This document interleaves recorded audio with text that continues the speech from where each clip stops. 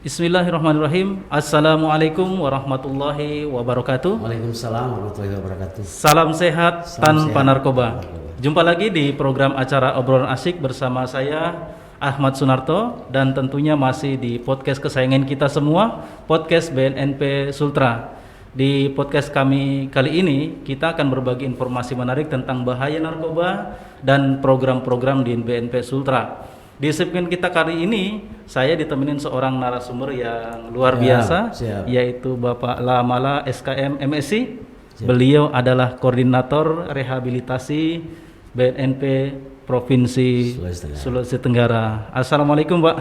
Waalaikumsalam warahmatullahi wabarakatuh. Ya, Masya Allah. Nah, sebelum kita ngobrol lebih jauh, yang menemani kita di 30 menit ke depan, bagi yang menonton video ini, ya, jangan lupa untuk like ya. untuk komen dan subscribe semua channel sosial media BNNP Sultra supaya sobat-sobat War on Drug nggak ketinggalan informasi-informasi seputar dunia narkoba. Ya, kita kembali lagi kepada narasumber. Alhamdulillah kita sudah di depan podcast, Pak, di ruangan studio BNP Sultra, di media center BNP Sultra ini, Pak.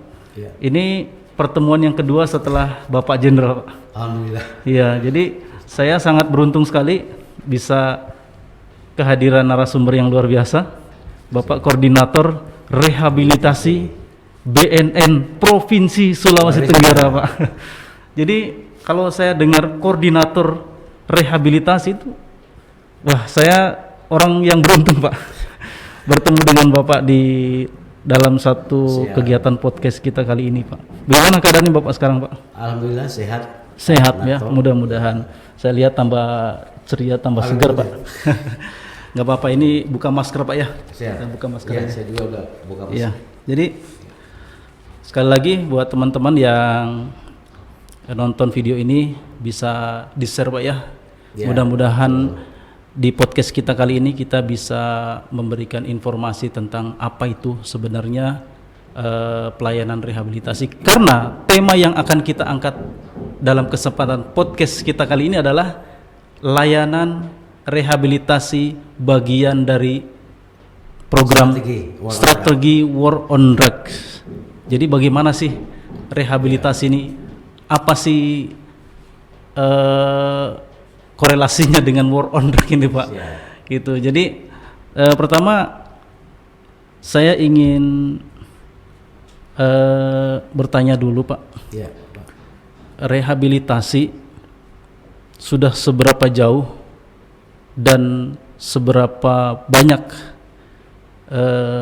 data-data atau jumlah yang direhabilitasi selama tahun 2021, Pak? Kan 2021 kita sudah jawab dengan prestasi, Pak. Oh, siap. Iya. Prestasinya adalah dengan data-data rehabilitasi, ya, pasien rehabilitasi. Boleh, Pak, dikemukakan? Ya, baik. Pak Narko, sebelum saya menjawab, mungkin saya menyapa dulu. Siap, silakan, Pak. Kita ya, pemirsa podcast kesayangan kita dan Sulawesi Tenggara. Assalamualaikum warahmatullahi wabarakatuh. Waalaikumsalam warahmatullahi wabarakatuh. Selamat pagi menjelang siang. Salam. Swastiastu, salam kebajikan. Salam sehat dan bahagia tanpa narkoba. Tanpa narkoba, Pak. Jadi baik, mungkin kita kembali ke tema. Iya. Bahwa luar biasa memang podcast kita ini mengangkat tema bahwa rehabilitasi itu adalah merupakan suatu strategi daripada War on Drug. Korelasinya itu di mana? Iya, korelasinya di mana, Pak? Jadi memang awalnya sejak kepemimpinan Bapak Komjen Petrus Golose, Dr. Petrus Golose, di awal-awal kepemimpinan beliau, dia sudah mencanangkan atau namanya tagline itu War on Drug. Dan begitu dikumandangkan oleh beliau, maka banyak bahkan masyarakat praktisi hukum pun mempersoalkan persoalan ini dan sampai dibawa pada PTWN. Dan kemudian alhamdulillah bahwa kita menang. Bapak Komjen Polisi Pak Petrus Golose dianggap itu boleh digunakan terhadap tagline itu. Nah, tagline itu karena banyak menganggap bahwa ketika perang ini kan Perang. tidak manusiawi. Kan Iya, seperti iya, itu iya. kan. Konotasinya pasti. Narkoba seperti itu. Iya, iya. Ya. Padahal itu sebetulnya hanya untuk pembangkit semangat kita. Pembangkit semangat. Iya, Seluruh masyarakat bangsa ini disemangati dengan kalimat itu. iya. Iya, Kita iya. bukan perang melawan atau mengangkat senjata. Dan alhamdulillah setelah itu kepemimpinan Bapak Kepala BNP Sulawesi Tenggara, Bapak Brigadier Jenderal Polisi Sabarudin Ginting SIK, justru dia sudah memaknai apa yang sebetulnya dimaksudkan oleh Kepala BNRI. BNNRI. Ya. Dan kemudian beliau menerjemahkan, menerjemahkan bahwa yang dimaksud dengan war on drug itu sebetulnya optimalisasi kinerja, ya, melalui pendekatan ya soft approach atau soft power approach, kemudian ada hard power approach dan smart power approach. Itu juga yang dikehendaki oleh Kepala BNN. Jadi kita bersyukurlah di bawah kepemimpinan beliau.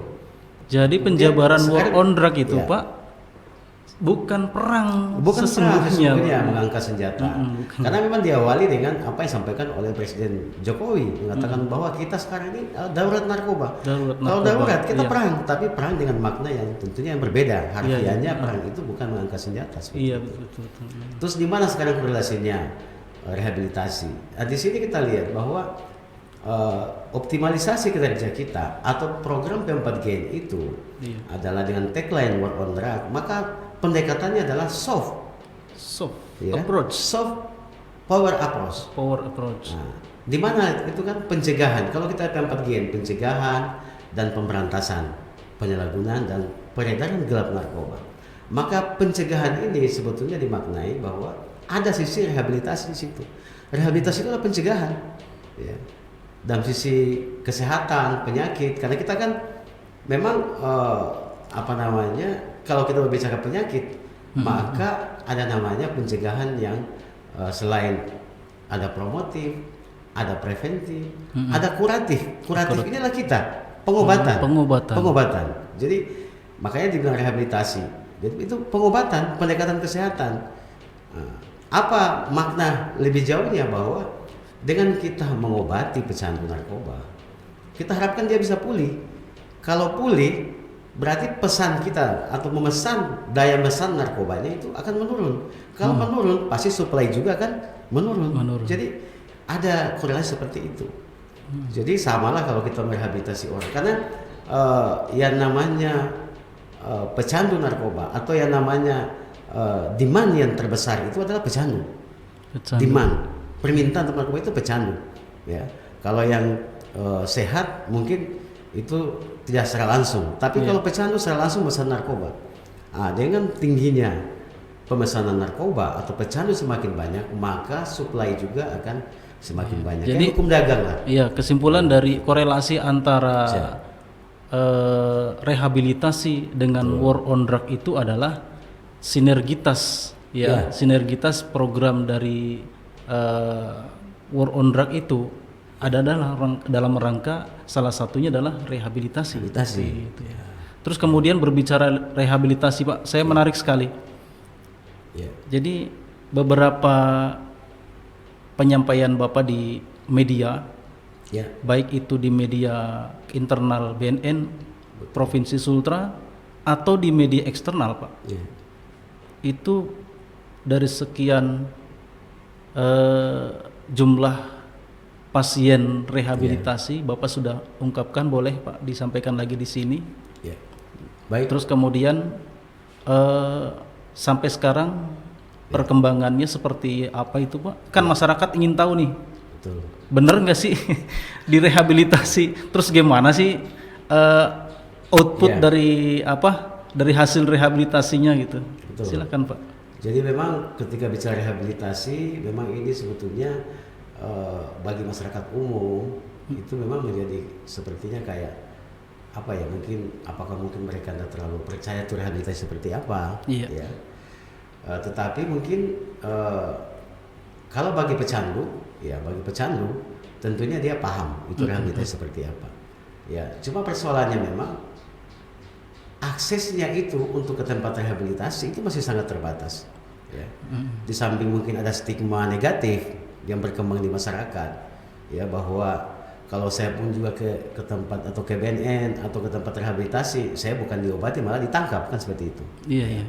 Padahal sebetulnya kalau di Undang-Undang 35 tahun 2009 tentang narkotika itu sudah jelas di pasal 54 itu mengatakan bahwa pecandu dan atau korban penyalahgunaan narkoba atau narkotika wajib mendapatkan rehabilitasi medis dan rehabilitasi sosial. Kalimatnya wajib, bukan sunnah. Wajib. Ya kalau wajib berarti kan bukan pendekatan hukum di sini kan? Bukan, iya. Betul. Ya, itu adalah pendekatan kesehatan di rehabilitasi. Kemudian sekarang ada berapa sih tahun ini? Itu 2021. Kami memang tahun 2021 ini merupakan mungkin dengan kepemimpinan beliau, saya ulangi lagi, dengan kepemimpinan Kepala BNP Sultra Bapak Brigadir Jenderal Polisi Saparudin Ginting SIK, di setiap kesempatan beliau ngomong tentang rehabilitasi. Dan kalau kita bandingkan dengan tahun 2020 sebelum beliau di Sulawesi Tenggara ini, itu target kita hanya 75, kita tidak bisa mencapai 75%. 75%. 75 orang 75 klien di orang. klinik kita ya. Iya, dalam setahun itu. Dalam setahun. Itu sangat rendah sekali. Sangat rendah. Ya. Dan beliau begitu intens terus melakukan ya kampanye-kampanye, di setiap kesempatan beliau selalu ngomong rehabilitasi. Dan akhirnya masyarakat itu dari tahun ini kita target 75 malah 115 pecandu itu yang datang ke klinik kita, dan itu luar biasa. Dan kalau kita lihat lagi di mana di BNK, jadi ingat Pak Narto bahwa selain BNP Sulawesi Tenggara juga ada klinik Pratama di Kota Kendari, ada di Kota Bau-Bau, kemudian BNK Kolaka dan BNK Muna. Totalnya tahun ini kita merawat 305 orang. 305 orang. Ini sangat menarik, Pak. Ya. Dari 75 orang naik menjadi 115 orang dalam waktu 1 tahun di 2021. Ini kan kita sudah menyeberang ke 2022. Lalu follow up dari rehabilitasi itu mencapai 100% atau tidak, Pak? Ya, kalau kita lihat bahwa kita sebetulnya melebihi dari angka itu. Ya, kalau kita melihat membandingkan dari 2020 pun 2021 itu kita melebihi dari itu. Kalau sekarang lagi kalau kita lihat lagi di tahun 2022 ini kita baru bulan tanggal berapa hari ini? Sudah 10 Januari. orang klien kita yang datang ke klinik. 10 orang itu klien baru atau klien baru? Klien baru. Lalu bagaimana dengan klien lama? Apakah selesai prosesnya? Betul. Jadi kita juga mengamati. Jadi rehabilitasi itu Pak Narto itu adalah minimal sampai 6 sampai 12 bulan. Ya, itu baru kita anggap pulih. Jadi kalau orang melaksanakan rehabilitasi rawat jalan di klinik Pratama atau rawat inap di balai rehabilitasi, itu jangka waktunya kalau rawat jalan itu sekitar 2 sampai 3 bulan. Di klinik Pratama dianggap pulih. Kemudian dia kembali ke masyarakat itu 4 bulan kita pantau lagi. Jadi kalau di klinik itu 2 sampai 3 bulan tambah 4 bulan berarti 6 sampai 7 bulan. 6 sampai 7 bulan. Kalau di balai rehab 6 bulan sampai 4 bulan berarti 6 sampai 10 bulan. Nanti pada saat bulan keempat setelah mereka balik ke masyarakat, baru kita anggap dia sampai dengan pulih dan produktif berfungsi sosial. Ini jadi kalau hanya di klinik itu hanya pulih. Tapi belum tentu dia produktif. Kembali ke masyarakat, diuji lagi. Ya setelah dia mengalami ketergantungan narkotika, maka seluruh kemampuannya itu akan menurun, baik itu pekerjaan maupun interaksi dengan masyarakat lingkungannya. Maka 4 bulan itu kita evaluasi, setiap bulan kita evaluasi apakah dia produktif, apakah dia berfungsi sosial. Dan biasanya kalau tidak produktif dan berfungsi sosial, kembali lagi kambuh, pasti kambuh. Karena pemicunya di situ. Dia tidak produktif, dia cuma pulih, tapi berapa lama dia bisa bertahan? Kalau dia tidak produktif, berarti dia ketemu lagi dengan lingkungannya, teman-temannya, lingkungan di situ, sehingga akan kembali lagi menggunakan narkoba. Saya tadi Pak tertarik dengan produktif, Pak. Artinya berarti memang ada petugas dari BNP khususnya di bidang di koordinator rehabilitasi yang memang betul-betul follow up itu, Pak. Pasien-pasien itu sampai benar-benar menjadi tolak ukur bahwa dia punya tolak ukur bahwa pasien ini dia aktif lagi di masyarakat. Iya, betul. Itu. Betul. Jadi kita rehabilitasi itu Pak Narto itu namanya rehabilitasi berkelanjutan. Berkelanjutan. Ya, jadi ada tahapan-tahapannya. Dan protapnya, SOP-nya sudah jelas. Seperti kayak di klinik Pratama. Kalau mereka sudah 7 kali pertemuan, mau diakhiri pertemuan ke-8, maka petugas klinik Pratama menghubungi petugas pasca rehabilitasi yang ada di kita juga dan menerima klien itu. Iya. Dan kemudian petugas pasca inilah yang akan memantau 4 bulan tadi. Ya. Jadi dia melakukan pengisian instrumen-instrumen kualitas hidupnya, melaksanakan tes urin di rumah klien atau tempat kerjanya untuk memastikan tadi produktif atau berfungsi. Produktif di sini Pak bukan berarti konotasinya menghasilkan uang, Iya, tapi artinya tingkatannya sudah produktif di tengah lingkungannya. Kalau dia pelajar sekolah kembali, mahasiswa kuliah kembali, kalau PNS dia kerja lagi kembali, ibu rumah tangga mengurus rumah anaknya, tangga lagi, suami bisa bertanggung jawab tentang rumah tangganya, seperti itu. Dia nggak perlu berfungsi sosial, dia aktif dalam kegiatan-kegiatan sosial kemasyarakatan. Ya, mungkin dia mengunjungi tempat-tempat kalau ada pekerjaan kerja bakti bersama, dia melaksanakan ibadahnya dengan baik, dia sering ke masjid gitu kan, atau ke gereja atau ke tempat-tempat ibadah seperti itu. Jadi dia berfungsi sosial. Artinya gini Pak, kalau dari jumlah 75 kemudian meningkat 115, terus kemudian dengan pengontrolan dari petugas dikontrol melalui produktivitasnya, akhirnya di 1 tahun ini mereka dianggap idealnya selama 8 bulan Pak ya. 4 bulan ke depan. 4 bulan ke depan setelah rehabilitasi. Setelah rehabilitasi kemudian dipantau perkembangannya oleh petugas dan masuk di tahun 2022 sudah ada lagi masuk pasien baru tadi sebanyak 10 orang ya. Untuk banyak 10 orang ini menunjukkan bahwa BNN benar-benar serius menangani pecandu narkoba untuk direhabilitasi. Betul. Iya, bukan cuma ditangkap Pak ya. Ya, sebetulnya kalau kita membandingkan pecandu dengan prevalensi memang masih jauh Pak. Masih jauh, iya siap. Masih jauh karena kalau kita kan 2021 itu bahkan sampai 40.000 sekian kan. Iya. Yang pecandu narkoba. Terus yang masuk kita ini tahun 2021 kalau dibandingkan itu kan baru hanya sekitar 115 orang. Ya, kalau di semuanya ya termasuk di klinik-klinik yang lain. Iya. Totalnya 305 dan alhamdulillah juga di IBM ini Pak, di IBM ini adalah sebetulnya adalah intervensi berbasis masyarakat yang dikerjakan oleh kelompok masyarakat Pak Narto. Iya. Mereka melayani yang tingkat ketergantungan yang ringan dan tahun ini sampai 35 orang 30 yang mereka layani. Jadi kalau 305 di klinik Pratama ditambah dengan di masyarakat 35 ya sekitar 340 pecandu kita yang bisa tertangani. Iya. Nah, ini luar biasa. Akhirnya semua ditangani oleh BNN atau? Iya, semua ditangani oleh BNN karena memang saat ini lembaga-lembaga rehabilitasi yang kita sudah kuatkan beberapa tempat baik itu di puskesmas maupun di rumah sakit sampai dengan hari ini itu belum ada kliennya. Iya. Nah, sehingga orang masih datang ke klinik BNNP atau BNK. Ini juga perlu evaluasi ya. Seperti kayak Pak Kepala BNNP ini sekarang ini bahwa di tahun 2022 ini tahun kualitas. Maka kita dituntut seperti itu. Harus kita betul-betul bekerja tidak linear. Beliau mengharapkan jangan bekerja hanya output saja, tapi outcome-nya apa? Jadi jangan cuma linear, jangan cuma menghabiskan anggaran, tapi berdampak kepada masyarakat. Inilah juga kita, ya bagi kami memang ini tantangan dari beliau. Ya, ibaratkan beliau sebagai lokomotif, kami gerbongnya, mau tidak mau kita siap. Mau tidak mau harus siap mengikuti. Oke, Pak. Jadi masalah rehabilitasi di tahun 2021 sudah dijawab dengan prestasi.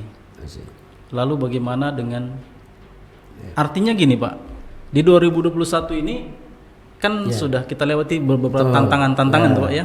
Artinya bukan berarti ke depan tidak ada tantangan lagi. Iya kan?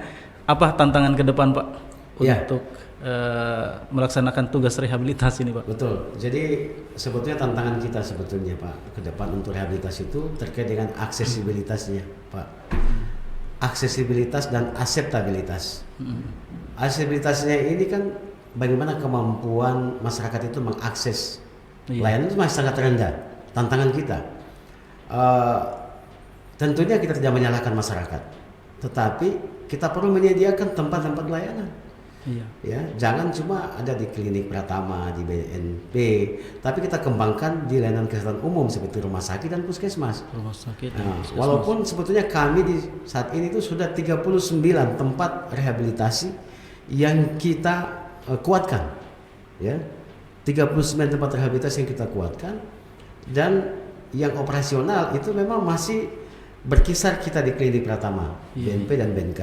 Karena dianggap operasional itu kalau ada kliennya, tapi sampai hari ini belum ada klien itu yang ada di tempat-tempat itu. Inilah tantangan kita ke depan, bagaimana kita membahas ini dengan dinas terkait. Karena sebetulnya mau di undang-undang apapun juga, bahwa rehabilitasi itu pelakunya adalah kesehatan dan sosial. Itu baik itu Undang 35, kemudian Perpres 23 tahun 2010, ya, kemudian juga di Impres nomor 2 tahun 2020. Itu memang kita ini BNN itu hanya di sisi penguatan. Kita menguatkan lembaga rehabilitasi tadi yang dibentuk oleh Kemenkes dan Kemensos, kita kuatkan. Kita sebagai vokal poinnya, kita penanggung jawabnya sebetulnya. Ya. Tapi di dua kementerian ini memang ketika tiba di daerah itu agak kesulitan. Kenapa? Karena mereka tidak sampai ke daerah. Kemenkes itu cuma di pusat, sementara kesehatan dan sosial sudah otonomi daerah. Maka disinilah mungkin strategi-strategi ke depan yang juga kami diberikan masukan oleh Kepala BNP, bagaimana ini kita koordinasikan supaya aksesnya tadi, pecandu ketika membutuhkan layanan, dia tahu bahwa di puskesmas ini bisa melayani, di rumah sakit ini bisa melayani. Inilah yang tantangan kita ke depan. Kalau tantangan untuk akses, Pak, ya, termasuk bagian daripada pelayanan. Betul. Akses itu sebetulnya bagaimana kita menyediakan tempat layanan. Ya, baik itu yang berbasis institusi yang saat ini kita lakukan, klinik Pratama, rumah sakit dan puskesmas, dan sekarang juga di masyarakat yang namanya intervensi berbasis masyarakat. Kita tingkatkan lagi tahun ini. Kalau tahun lalu 2, tahun ini 3 tempat. Jadi selain kelurahan yang sudah di kelurahan disebutkan, Kelurahan Sanua, Kemaraya, dan tahun ini sampai Kelurahan Kadia. Ada 3. Harapan kita, pecandu narkoba yang tingkatannya ringan bisa dilayani oleh mereka, nggak usah ke klinik. Kita cukup menangani yang sedang dan berat. Seperti itu. Ya, walaupun mereka juga tetap kita pantau, tetap kita bimbing, tidak ditinggalkan. Ada klien kita tetap datang, memberikan motivasi, kita asistensi lagi, kita supervisi supaya mereka bisa melakukan sesuai dengan ketentuan yang ada. Jadi sebenarnya tujuan dari podcast kita kali ini, Pak, sebenarnya kita ingin memberikan semacam pemahaman kepada masyarakat bahwa apa sih yang dilakukan oleh BNN di tahun 2022 terkait dengan rehabilitasi. Lalu mereka bertanya, masyarakat bertanya, gampang nggak sih mengakses rehabilitasi di BNN ini? Kemudian lalu selama ini kan sudah ada data yang disampaikan, kesulitan dari BNN sendiri, kan ini timbal baliknya, Pak. Masyarakat menganggap kita sulit untuk mengakses BNN. Lalu apakah betul demikian, Pak? Ya, baik. Saya kira kalau rehabilitasi, Pak, atau tagline-nya kita itu adalah rehabilitasi gratis, ya. Kalau rehabilitasi gratis, kalimat gratis itu sebetulnya sudah tidak ada embel-embel lagi. Tidak ada embel-embel lagi. Karena gratis, jadi berarti mereka butuhkan kehadirannya dan tidak perlu mengeluarkan anggaran untuk mengakses layanan karena gratis, ya kan? Semua layanan rehabilitasi itu diberikan gratis tanpa dipungut biaya. Apa sih yang dipersyaratkan? Tentunya kalau kita yang namanya kita hidup di Indonesia ini tentunya kan punya identitas. Ya minimal mungkin ada KTP-nya. Kalau tidak ada mungkin kartu keluarganya. Sebagai persyaratan. Domisilinya, atau mungkin SIM-nya. Tidak terlalu banyak dipersoalkan gitu. Ya, tidak ada embel-embelnya. Hanya saja kan tentunya sebetulnya para pecandu ini apalagi kalau tingkat ketergantungannya itu adalah dari sabu yang sekarang banyak ya, metamfetamin sabu. Memang itu sifat sabu ini itu agak sulit memang mereka mengakses layanan karena mereka mungkin masih menikmati. Jadi agak sulit. Nah, pilihannya mereka kalaupun tidak datang ke sini dengan sukarela mungkin ditangkap. Ya seperti itu karena penelitian kita bahwa tingkat ketergantungan sabu itu yang berat saja itu hanya 60% mengakses layanan. Berarti 40%-nya tidak mengakses layanan. 60 yang mengakses, itu pun kalau persentase prevalensi cuma 16%. 16%. Dari 100 ya, cuma 16% itu yang berat. Berarti 16 ini harusnya datang ke klinik. Datang sendiri dengan kesadarannya. Kesadaran sendiri ya seperti itu. Terima kasih Pak. Kita dari awal sudah berbicara tentang pelayanan rehabilitasi, tapi nampaknya kita dibatasi waktu ini Pak. Saya kira ini masyarakat masih ingin tahu banyak tentang pelayanan rehabilitasi di BNN, khususnya BNN Provinsi Sultra Pak. Terkait pelayanan yang lebih jauh, kemudian sebenarnya apa sih yang menjadi masyarakat kemudian sulit untuk mengakses, dan apakah betul untuk sulit diakses itu kan, artinya harus ada keseimbangan Pak ya, penyeimbang antara opini yang tersebar di masyarakat dengan apa yang ingin kita sampaikan di masyarakat kan gitu. Artinya pembahasan ini sebenarnya tidak cukup sampai di sini Pak. Nanti insya Allah kita akan lanjut di sesi berikutnya dengan pembahasan yang sama, tentunya dengan narasumber Bapak sendiri sebagai koordinator rehabilitasi di BNN Provinsi Sultra. Saya kira ini kita dibatasi oleh waktu Pak. Terima kasih banyak Pak sudah hadir di podcast kita, dan dalam sesi mungkin sedikit lagi saya bisa silakan Pak. Silakan. Tadi mungkin agak terlupa Pak Pak Narto, bahwa tadi saya bilang aksesibilitas dan akseptabilitas itu mungkin penting. Saat ini kita juga harus berusaha bagaimana meyakinkan masyarakat dengan melihat fasilitas rehabilitasi, mereka yakin bahwa ini adalah tempat layanan. Dan saat ini juga di bawah kepemimpinan beliau ini saat ini sudah membangun rehabilitasi Pak, sudah memperbaiki sarana layanan rehabilitasi. Karena ingat Pak Narto bahwa sebagai sumber PNBP kita yang bisa menghasilkan ke negara adalah rehabilitasi melalui surat keterangan bebas narkoba. Makanya beliau sangat konsen dengan itu. Mereka sudah membayar di sini tapi tempat kita seperti itu apa adanya. Makanya bicara pelayanan Pak ya, bicara pelayanan supaya kita diterima secara detail atau secara rinci nanti insya Allah kita akan bahas di pertemuan berikutnya Pak ya. Karena kita dibatasi oleh waktu Pak. Terima kasih banyak Pak. Saya kira nanti kita akan sama-sama membahasnya kembali Pak ya. Mudah-mudahan kita diberikan kesehatan Pak, selalu diberikan semangat untuk senantiasa melayani masyarakat Pak. Terima kasih. Dan bagi teman-teman yang menonton video ini, sekali lagi bantu untuk like, komen, dan share tentunya, dan subscribe media sosial BNNP Sultra untuk mendapatkan informasi-informasi menarik tentang narkoba dan pelayanan-pelayanan di BNP Sultra. Terima kasih. Saya Ahmad Sunarto dan narasumber yang luar biasa mohon undur diri. Assalamualaikum warahmatullahi wabarakatuh. Waalaikumsalam warahmatullahi wabarakatuh.